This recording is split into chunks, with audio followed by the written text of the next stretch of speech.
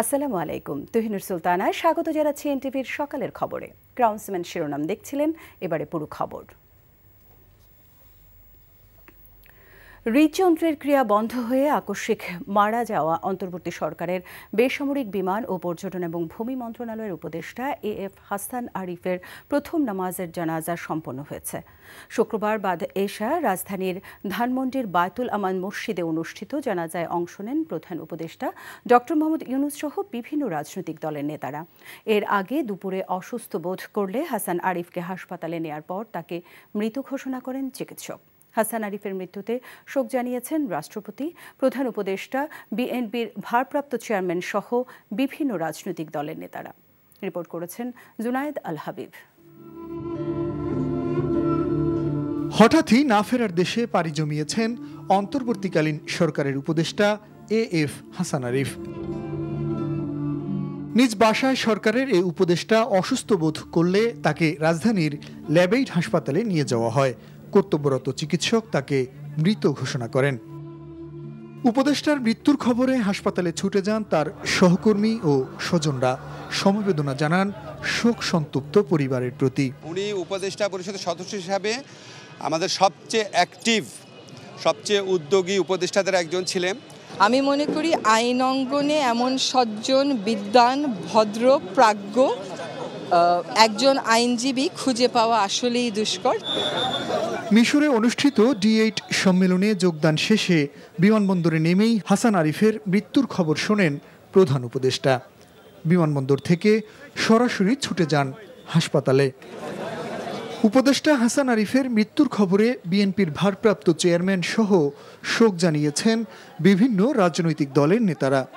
তাৎক্ষণিক হাসপাতালে ছুটে যান বিএনপির মহাসচিব মির্জা ফখরুল ইসলাম আলমগীর, জামায়াতের আমির ডাক্তার শফিকুর রহমান সহ রাজনৈতিক নেতারা। স্বনামধন্য আইনজীবী ছিলেন না, তিনি একজন বিশিষ্ট গণতন্ত্রে বিশ্বাসী মানুষ ছিলেন এবং এখন যে ট্রানজিশনের যে পিরিয়ডটা, এই গণতন্ত্র উত্তরের যে পথ যে কাজ শুরু হয়েছে, এই সময় তার খুব বেশি প্রয়োজন ছিল বলে আমরা মনে করি।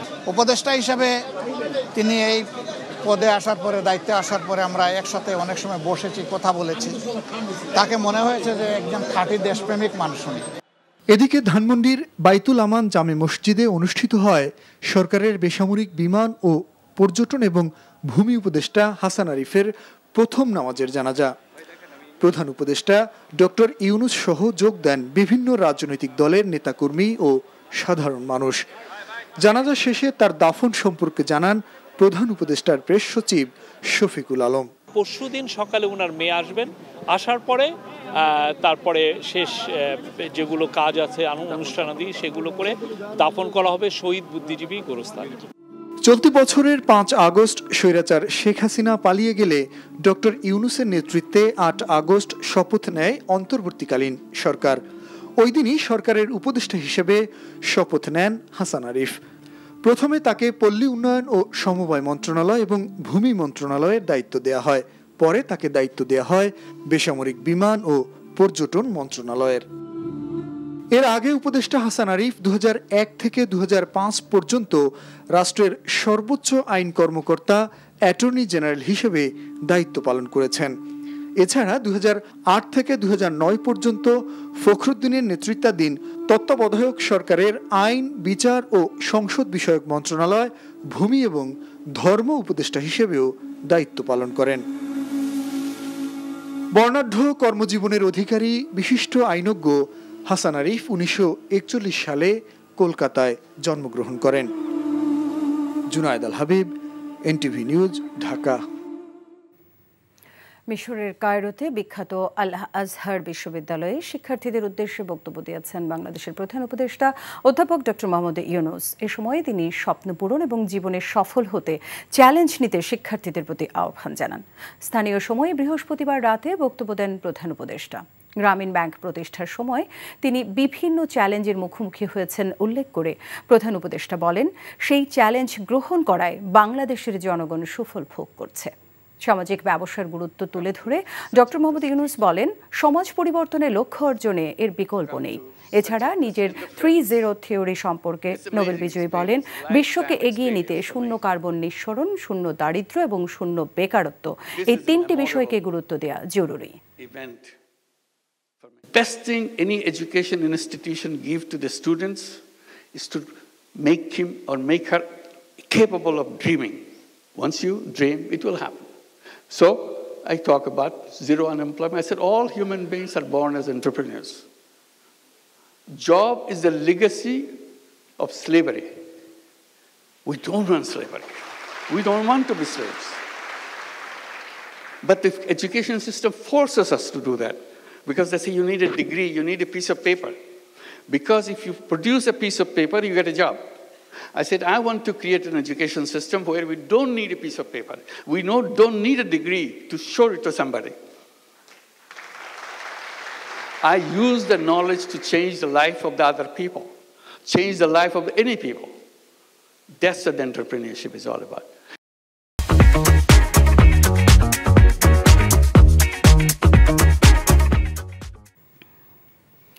নারায়ণগঞ্জের রূপগঞ্জে গাড়ি চাপায় বুয়েট শিক্ষার্থী নিহতের ঘটনায় রোববার রিমান্ড শুনানির তারিখ ধার্য করে প্রাইভেট কার চালক সহ 3 জনকে কারাগারে পাঠানো হয়েছে। প্রাইভেট কারের চালক সহ 3 যাত্রী ডোপ টেস্ট করার পর তারা মাদকাসক্ত ছিল বলে জানা গেছে।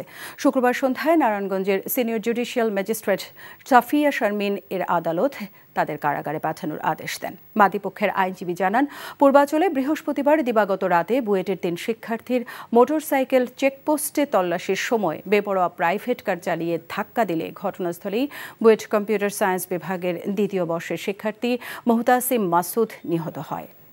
অপর 2 জন সহ 2 পুলিশ সদস্য আহত হন। এই গাড়িটি অত্যন্ত দ্রুতগতিতে মোটরসাইকেলটিকে সজোরে আঘাত করার ফলে ঘটনাস্থলেই বুয়েটের একজন মেধাবী ছাত্র, ওর নাম হচ্ছে মুহতাসিম মাসুদ, সিইসি ডিপার্টমেন্টের 21 ব্যাচের, ও ঘটনাস্থলেই মারা যায় এবং সাথে আরও 2 জন ছিল। এদিকে রাজধানীর 300 ফিটে গাড়ি চাপায় বুয়েট শিক্ষার্থী নিহতের প্রতিবাদে বিক্ষোভ করেছে সহপাঠীরা। নিহত মুহতাসিম মাসুদ সিএসই 2021 ব্যাচের শিক্ষার্থী। শুক্রবার দুপুরে ক্যাম্পাসে বিক্ষোভ মিছিল করে পলাশী মোড় এসে অবস্থান নেয় শিক্ষার্থীরা। অবিলম্বে অপরাধীদের সর্বোচ্চ শাস্তির দাবি জানানো হয়। শিক্ষার্থীরা জানান, পূর্বাচলের একটি রেস্টুরেন্টে খাওয়া দাওয়া শেষে বৃহস্পতিবার ভোরের দিকে মোটরসাইকেলে ফিরছিলেন 3 বন্ধু। এ সময় চেকপোস্টে পুলিশ তাদের জিজ্ঞাসাবাদ করছিল। হঠাৎ দ্রুতগতির একটি প্রাইভেট কার তাদের ধাক্কা দিলে ঘটনাস্থলেই মারা যান মুহতাসিম মাসুদ। পরে গাড়ির চালক মুবিন আল মামুন ও তার 2 বন্ধুকে আটক করে পুলিশ। যে কোনো মূল্যে এই ঘটনার অতি দ্রুত সর্বোচ্চ শাস্তি নিশ্চিত করতে হবে। আহতদের চিকিৎসার সম্পূর্ণ ব্যয়ভার অবশ্যই বিবাদী পক্ষকে বহন করতে হবে। আহতদের স্বাভাবিক জীবনে ফিরে আসার ব্যাপারে বুয়েট কর্তৃপক্ষকে সর্বোচ্চ সহযোগিতার ব্যাপারে আমরা আহ্বান জানাচ্ছি। সড়কে যেন আর কারো প্রাণ না ঝরে, নিরাপদ সড়ক আইন বাস্তবায়ন করতে নিশ্চিত করতে সরকারের কাছে আমরা জোর দাবি জানাচ্ছি। রাজনৈতিক দল হিসেবে জাতীয় নাগরিক ঐক্যকে স্বাগত জানালেও কোনো দল যেন রাষ্ট্রীয় পৃষ্ঠপোষকতা না পায় সেদিকে নজর দিতে সরকারের প্রতি আহ্বান জানিয়েছেন বিএনপির সিনিয়র যুগ্ম মহাসচিব রিজভী আহমেদ। শুক্রবার বিএনপি পরিবার আয়োজিত জুলাই বিপ্লবে হতাহতদের পরিবারের মাঝে অর্থ সহায়তা প্রদান অনুষ্ঠানে তিনি একথা বলেন। কিন্তু কেন জানি মনে হচ্ছে রোড ম্যাপ যেটি দিয়েছেন সেটি একটু প্রলম্বিত রোড ম্যাপ। বিএনপির সাথে ছল চাতুরি করে কোনো লাভ হবে না। জাতীয় নাগরিক কমিটি এই নামে একটি রাজনৈতিক দল করা হচ্ছে, ঠিক ভালো কথা। গণতন্ত্রের পথে যখন আমরা হেঁটে যাচ্ছি তখন যে কেউ রাজনৈতিক দল সেটা করতে পারে, কিন্তু এইটা যেন আবার রাজকীয় দল হয়ে না ওঠে। জুলাই অভ্যুত্থান নিয়ে নানা ধরনের অপপ্রচার চলছে বলে মন্তব্য করেন তথ্য ও সম্প্রচার মন্ত্রণালয়ের উপদেষ্টা নাহিদ ইসলাম। শুক্রবার বিকেলে রাজধানীর জাতীয় জাদুঘরে অনুষ্ঠিত হয় 17তম বাংলাদেশের আন্তর্জাতিক স্বল্পদৈর্ঘ্য ও মুক্ত চলচ্চিত্র উৎসবের উদ্বোধন। শতাধিক দেশের 276টি চলচ্চিত্র নিয়ে আয়োজিত হচ্ছে উৎসবটি। আয়োজক শর্ট ফিল্ম ফোরাম এবং উপদেষ্টা বলেন, চলচ্চিত্র জগৎকে অবহেলার চোখে দেখা হয়। তিনি জানান, সরকারের পক্ষ থেকে সংস্কৃতি জগতের সংস্কারের যেসব সুযোগ রয়েছে সে বিষয়ে কাজ করা হচ্ছে। এবারের উৎসবটি জুলাই আগস্ট গণ অভ্যুত্থানের শহীদ ও শিল্পী এস.এম. সুলতানের জন্মশতবার্ষিকী উপলক্ষে তার প্রতি উৎসর্গ করা হয়েছে। এবং বর্তমান বাংলাদেশ পরিস্থিতি নিয়ে নানা ধরনের অপপ্রচার আসলে চলছে। যে জুলাই অভ্যুত্থানের আমাদের যেই গণমানুষের অংশগ্রহণ, সাধারণ শিক্ষার্থীদের অংশগ্রহণ, সেটা এই ধরনের শর্ট ফিল্ম বা চলচ্চিত্রের মধ্য দিয়ে ফুটে উঠবে এবং আমাদের একটা হিস্ট্রি এবং ন্যারেটিভ তৈরি হয়ে থাকবে, আমরা এটা প্রত্যাশা করি। জামায়াতে ইসলামের আমির ডাক্তার শফিকুর রহমান বলেছেন, নির্বাচন নিয়ে তাদের কোনো অস্থিরতা নেই, তবে যথাসময়ে গ্রহণযোগ্য এবং সুষ্ঠু নির্বাচন দিতে হবে। শুক্রবার দুপুরে কেরানীগঞ্জে দলের ঢাকা জেলার কর্মী সম্মেলনে তিনি এসব কথা বলেন। বর্তমান সরকারকে জনগণ বসিয়েছে, তারা শহীদদের রক্তের মর্যাদা দিবে বলেও আশা করেন তিনি বলেন, যা কিছু ন্যায়সঙ্গত তার সাথে জামায়াতে ইসলামের নেতাকর্মীরা আছেন। জামায়াতের কর্মীরা চাঁদাবাজি, লুটপাট, জায়গা জমি দখলের সাথে জড়িত না।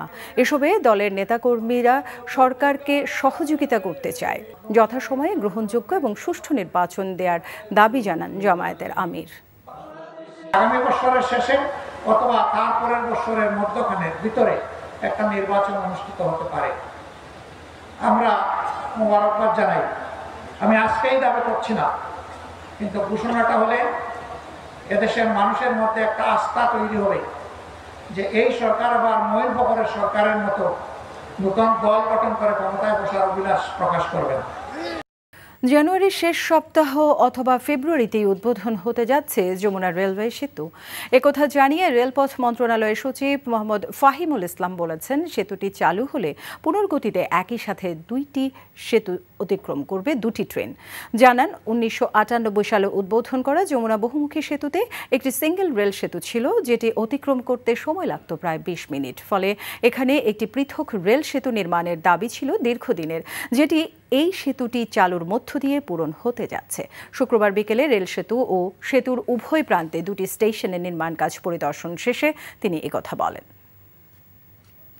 চাঁপাইনবাবগঞ্জের নাচল উপজেলার মল্লিকপুরে বিজয় দিবসের সাংস্কৃতিক অনুষ্ঠানে ছুরিকাঘাতে 2 কিশোর নিহতের ঘটনায় খুনিদের বিচার দাবি করে মানববন্ধন এবং বিক্ষোভ সমাবেশ অনুষ্ঠিত হয়েছে। শুক্রবার বিকেলে চাঁপাইনবাবগঞ্জ রহনপুর সড়কের মল্লিকপুর বাজারে নিহতদের স্বজন এবং খুলশিবাসীর ব্যানারে মানববন্ধন অনুষ্ঠিত হয়। মানববন্ধন কর্মসূচি এক পর্যায়ে বিক্ষোভে রূপ নেয়। বক্তব্য রাখেন নিহত মাসুদ রানার বাবা এজাবুল হক, নিহত রায়হানের বাবা আব্দুল রহিম। তারা দ্রুত হত্যাকারীদের গ্রেফতার করে ফাঁসি দাবি করেন।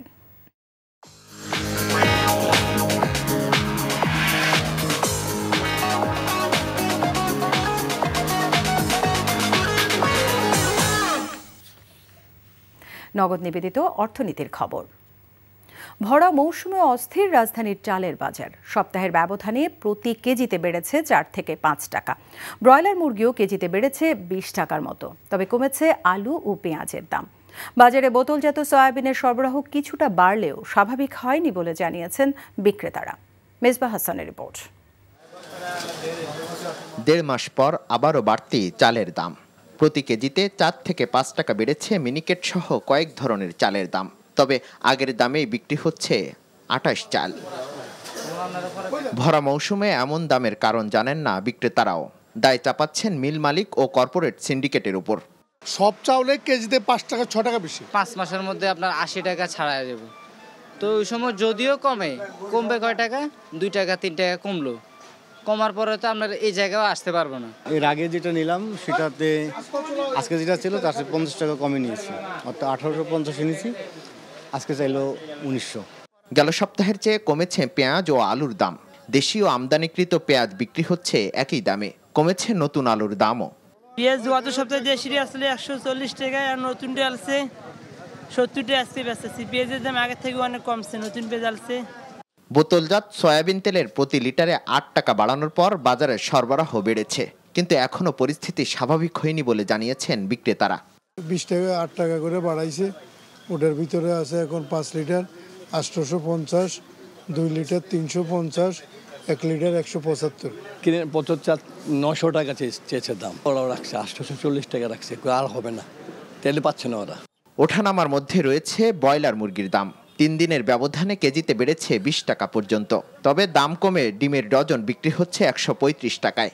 ব্রয়লার 200 আর সোনালিটা হচ্ছে 320। কাঁচামাল তো ভাইয়া বাজার একটু কম বেশ হলে দাম একটু বাড়ে। আর আজকে 2-3 দিন কাপ্তান বাজার বন্ধ, তো কাপ্তান বাজারে যে গাড়িগুলা ঢুকতো গাড়িগুলা কম ঢুকতেছে, কারণ কোনো খামারি মাল ঢুকাইতেছে না। শীতের ভরা মৌসুমে বেগুন বিক্রি হচ্ছে 60 থেকে 80 টাকা পর্যন্ত। ফুলকপির পিস 40 টাকা। মোটামুটি যা আছে নিয়ন্ত্রণ আছে, মোটামুটি খারাপ নয়, ভালোই আছে। আমাকে অবস্থার কথা কই লাভ আছে? লাভ নেই। এখন পেঁয়াজ থাকার কথা 40 টাকা 50 টাকা কাঁচা পেঁয়াজ, তাই না? দাম বেশি, সব কিছুর দামই বেশি। শীতে সবজি শীত তুলনায় ততটা কম না, সবজি যতটা আর কম থাকা কথা অতটা না। সবজির বাজারে স্বস্তি ফেরা না ফেরা আর দাম কমা নিয়ে ক্রেতা বিক্রেতাদের মধ্যে রয়েছে মিশ্র প্রতিক্রিয়া।